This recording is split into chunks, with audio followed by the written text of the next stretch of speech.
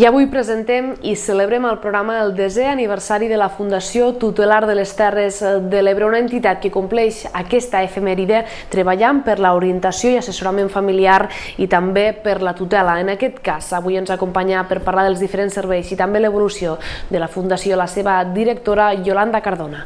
Benvinguda primer que res, Yolanda, i gràcies per acompanyar-nos avui al programa. Gràcies a vosaltres. Enhorabona per aquest 10è aniversari, suposo que molt orgullosos, no?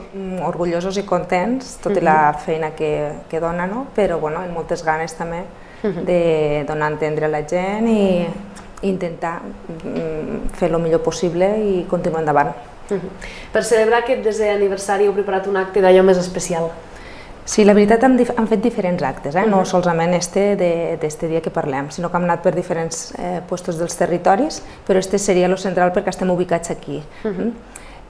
Sí, s'ha realitzat sobretot molta implicació a nivell d'entorn, a nivell d'aquí de barri, per a poder gaudir, perquè econòmicament no és sostenible fer les circumstàncies del moment, però sí per aprofitar totes aquelles gens, aquells agents que també estan orgullosos d'estar al nostre voltant i considerem que pot anar molt bé. Estem parlant de l'associació de veïns, estem parlant de l'Ajuntament, estem parlant de gent que si vols després ja te dic exactament les activitats que comporta.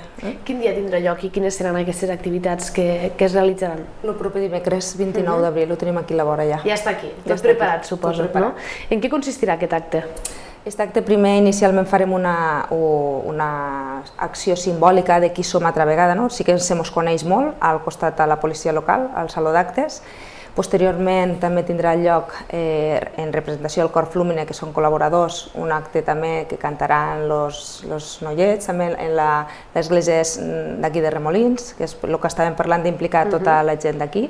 Després és possible, per davant o per detrás, encara ho tenim, hi ha una noia que també canta d'aquí del Remolins, se diu Carla, que també col·laborarà en Natros, lo Golafre, col·labora a Lo Matadero, el restaurant del Matadero, l'Aula Magna per el servei d'hostaleria i molta gent voluntària que potser em deixaria algú i prefereixo no, Viu l'Ebre també vindrà per ajudar molta gent implicada. Al voltant d'aquest acte. Hem presentat l'acte, però també m'agradaria recordar els serveis i les tasques que dueu a terme des de la Fundació. Com deien, fa 10 anys que s'inicia la Fundació Tutelar. Com ha crescut?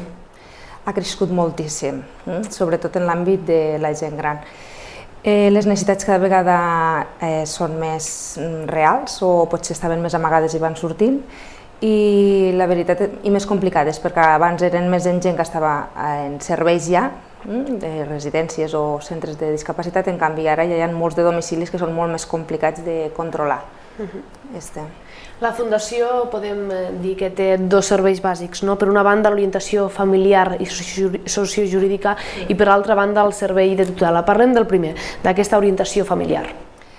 Se tracta bàsicament de donar suport a aquelles persones o professionals, sobretot famílies actualment, que preveuen el dia de demà què podrà passar en aquells fills o aquells fills amb discapacitat per un costat, o aquells familiars que es van fent gran, que veuen que els seus pares o mares també, com tenen estan a casa, però a veure què passarà, i que també volen preveure què poden fer un fill mateix en un pare que es va fent en una demència, no el poden assumir, i també te demanen tot el tipus d'orientació i assessorament per a veure i preveure aquest futur si ells no poden fer-se càrrec pels motius que sigui, que tothom anem molt estressats i per això existim també.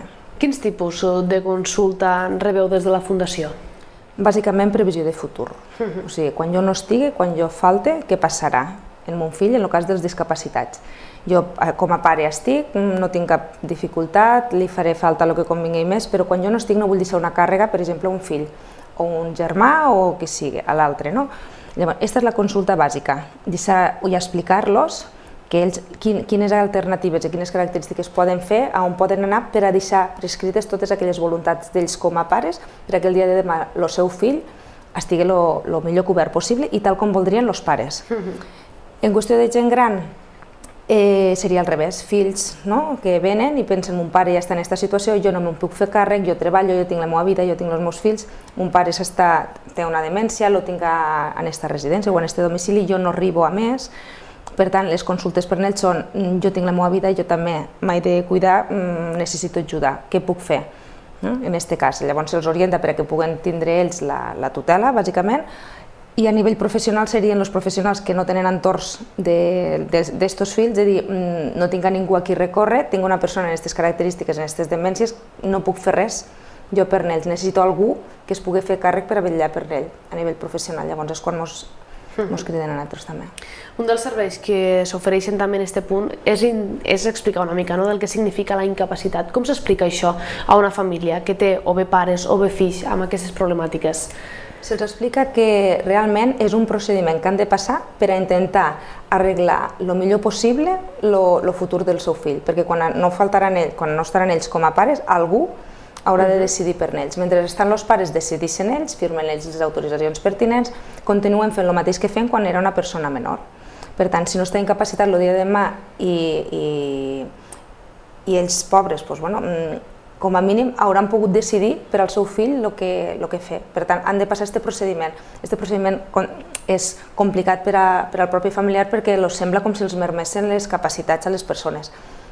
Però han de tindre molt clar que realment no és que els tallen les ales, que ells diuen, sinó que estan preveient que de cara al dia de demà els fills puguen tindre algú ja que els pugui vetllar per ells, quan ells no estiguen. Per altra banda, també oferiu el servei de tutela.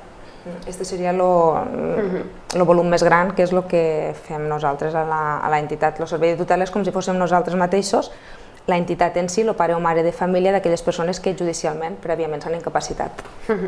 A més, també com estem veient en imatges, realitzeu tot tipus d'activitats, sortides. Suposo que és la part més lúdica de la teua feina? La més gratificant, la més bonica. En els serveis que estan atesos ja realitzen ells activitats, però de fet nosaltres intentem fer en ells altres tipus de sortides per aglutinar totes aquelles persones que els tenim per diferents equipaments del territori i poder així gaudir d'una jornada lúdico-festiva conjunta. En la gent gran ho fem més acotada perquè les característiques són diferents. Són 2 jornades anuals grans, o demà, per exemple, a Sant Jordi també fem. Iolanda, suposo que has viscut moltíssimes experiències en aquests 10 anys. Moments molt durs, però parlem dels moments gratificants, com deien. En quins moments te quedes d'aquests 10 anys? En les abraçades d'ells, no? Se me fica a la cara de gallina.